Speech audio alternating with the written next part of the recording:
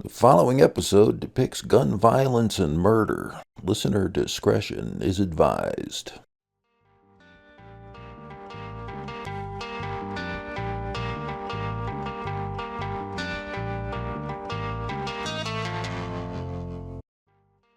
It's May 1st, 1987. 30-year-old Brian MacAlister is trying to get to his car after leaving Billy's Lounge on Millbury Street. Brian had just been in a heated argument involving three other men at Billy's. It was a Friday night, and Brian had been drinking for hours. Brian left the other men outside of Billy's and made his way down Millbury Street toward Kelly Square to hop into his brown 1973 four-door Oldsmobile parked outside of Maurice the Pants Man store. Brian, likely intoxicated, left the driver's side door open to his car as he tried to tune a portable radio and smoke a cigarette. Brian's killer approached the vehicle, fired a single gunshot into the side of Brian's head.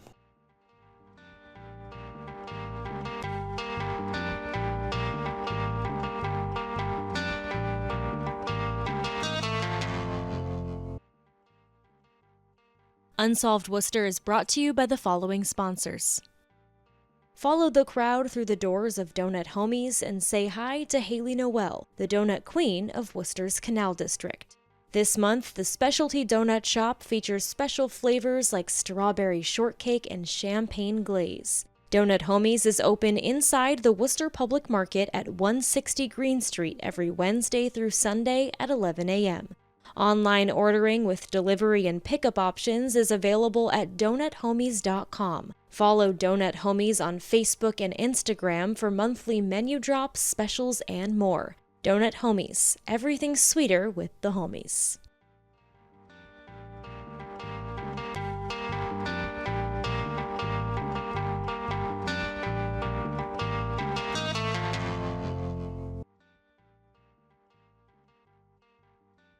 Welcome to Unsolved Worcester. I'm your host, Dan Yeager. As promised, in today's episode, we stay in Worcester's Canal District and Green Island neighborhood and explore the unsolved murder of Brian MacAlister on May 2nd, 1987.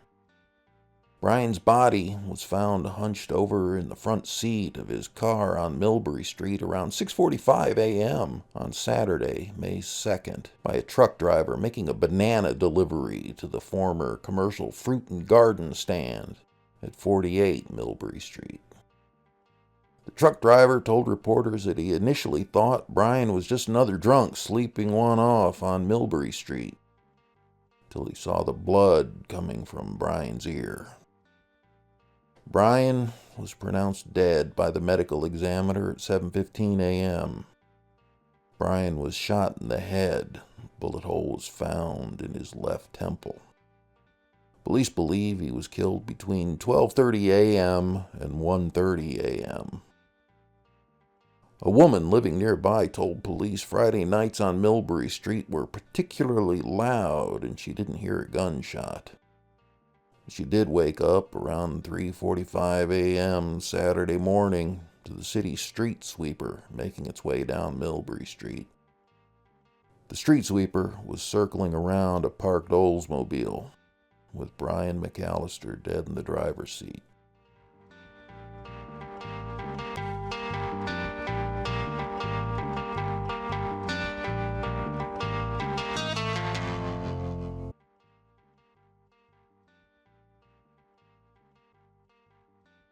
Unsolved Worcester will take a deep dive every Tuesday and Thursday into the unsolved murders and missing persons cases under investigation by the Worcester Police Department's Detective Unit. We'll be looking to the past, to unsolved murders as far back as the early 1950s and 60s. The approach to Unsolved Worcester is this: shine a light on each of these cases, put a life behind each victim's name, provide a timeline of events and important details, and ask questions that still need to be answered. Our goal is to remind residents of the Worcester area, both past and present, that there are dozens of unsolved homicides and missing persons cases that need resolution. We hope we can be the spark needed to solve a case.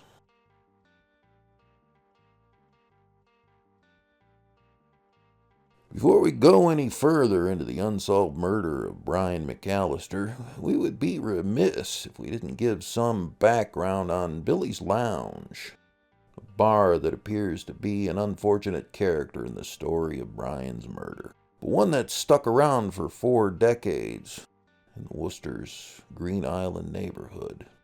Billy's Lounge was owned by Billy Linga, who opened the bar at 54 Millbury Street in 1959, originally as the B&L Cafe. By 1973, the all-new Billy's Lounge was a popular destination for live music and dancing. Billy's featured live music most nights that ran the gamut of music interest, including country music from the Jolly Roger Orchestra, and the talented singer and organ player Ginger O'Day, described as one of the prettiest pedal pushers in show business. In 1984, Billy Linga retired and sold the bar. He died in 2011 at the age of 92. The bar was bought by Michael Reardon. Throughout the 1980s, Billy's Lounge sponsored softball and football teams that played at Crompton Park. By the late 1990s, Billy's Lounge had become Tim's Tool House. Today, the building that was home to Billy's Lounge no longer exists. A new building was constructed at 54 Millbury Street. It is now home to the popular Tom's Delicatessen, which was formerly on Water Street. The deli, which opened in 1969, was sold in 2008, and the new owners moved it to its current location in 2010.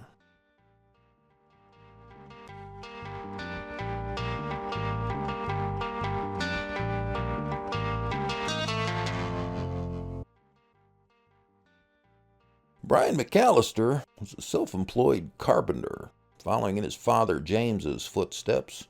According to reports, James built several homes in the Worcester area in the early 1970s before moving to Maine. It's believed Brian helped his father build some of these homes.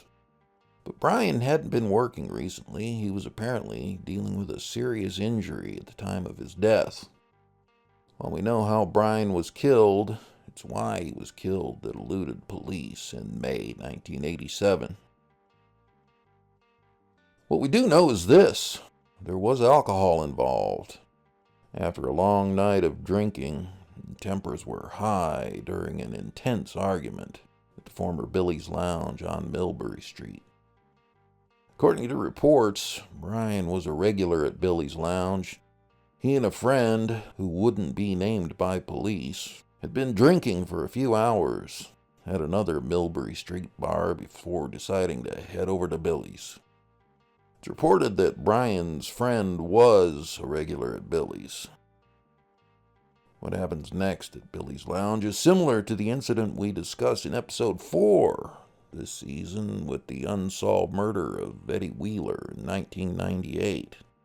Eddie had stepped in to pull a friend away from an argument with someone at the former Fester's Doghouse Bar on Millbury Street. Shortly after, Eddie was shot 4 times in the chest while walking down Harding Street, leaving Fester's. In a similar fashion, it's reported that Brian MacAlister got involved in an argument between his friend and 37-year-old Paul Pruss. In the argument, which police described as a domestic dispute among family and friends, likely led to Brian's murder. Pruss had also been bar hopping along Millbury Street most of the night with his friend 34-year-old Frank Janice. Pruss, Janice, and Brian's friend all seemingly knew each other well, but Brian didn't know Pruss or Janice. During the argument between Pruss and Brian's friend, which would later be joined in by Janice. It's believed Brian interfered in the argument and made comments that angered Janice and Pruss. Police say the dispute started after midnight and Brian was killed within the hour. They describe his murder as spontaneous.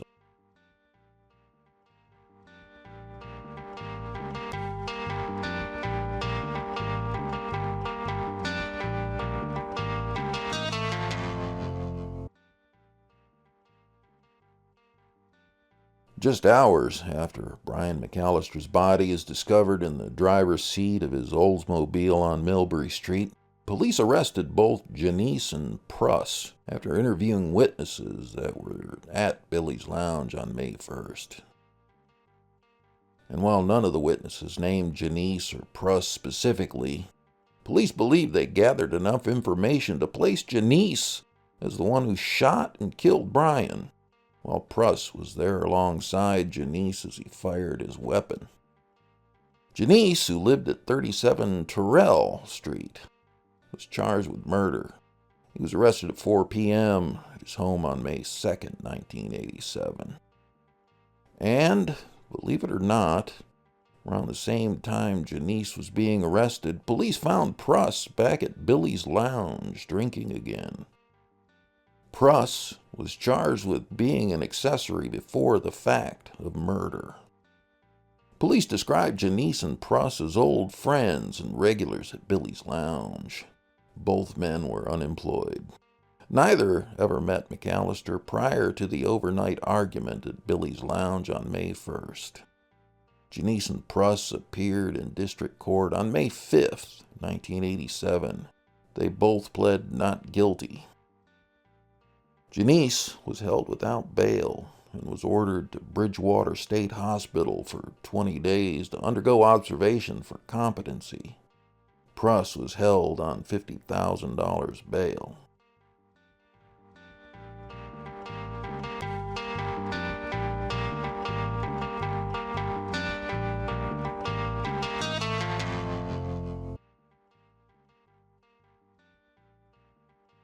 Like we've seen a few times already in the early episodes of Unsolved Worcester, like in the unsolved murder cases of Phyllis Ann Morissette and Candace Allen Scola, sometimes there just isn't enough evidence to put a suspected murderer away. Pruss and Janice went to trial in mid-September 1987.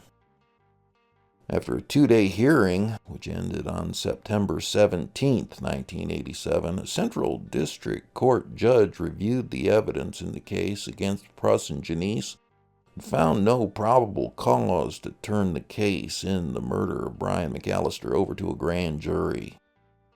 The men were able to go free. On September 18th, Worcester County District Attorney John Conti told reporters at the time his office hadn't decided yet whether to bring Pruss and Janice in front of a grand jury. And it appears the DA's office never did. In 1988, Frank Janice was arrested and charged with trafficking cocaine. A year later, in 1989, Janice was among a handful of inmates at Worcester County Jail and House of Corrections to file a lawsuit against Sheriff John Flynn and others for cruel living conditions and unusual punishment. In 1989, Paul Pruss was sentenced to 6 months in the House of Corrections for threatening someone. Shortly after, he would get another 6 months for violating a restraining order. Pruss would be in and out of court over the next 20 years on multiple charges, including assault and battery on a police officer, malicious destruction of property, and solicitation of prostitution.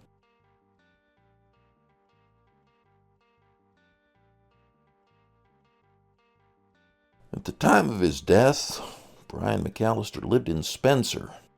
He was born in Marlborough, Massachusetts, and lived much of his life in Princeton. He had moved to Maine for several years, but returned to Central Mass in 1984 and moved into his home at 20 Elm Street in Spencer. When he died, Brian left his wife Jane and his 2 daughters, Jacqueline and Joyce. He left his parents, who were living in Maine, and his 3 brothers and 2 sisters. He's buried in the Howard Street Cemetery in Northborough.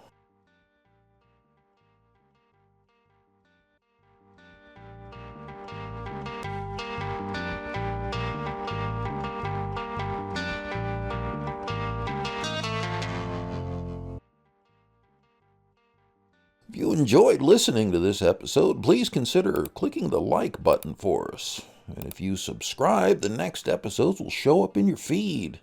Click the bell on the right. You'll get a notification of when the next episode is ready. If you have any thoughts you'd like to share, please leave them in the comments below. We do read them all and respond to as many as we can. Thank you for listening. I'm Dan Yeager. Anyone with information about the murder of Brian MacAlister has to contact Worcester Police Detective Bureau at 508-799-8651 or send an anonymous text to 274-637. Write TIPWPD plus your message, or send an anonymous web-based message at worcesterma.gov/police. Come back on Thursday. Season 2 of Unsolved Worcester continues with part 1 of a 2-part episode special on the unsolved murders of Sonia Blanco and Evelyn Cruz. The 2 women were known prostitutes in Worcester. Their bodies were found about a mile apart from one another on February 4th, 1993. The women had been strangled to death. Be sure to visit Unsolved Worcester on Facebook, Twitter, and Instagram at Unsolved Worcester. Listen to all episodes for free at unsolvedworcester.com and podcast streaming platforms including Spotify, iTunes, and more.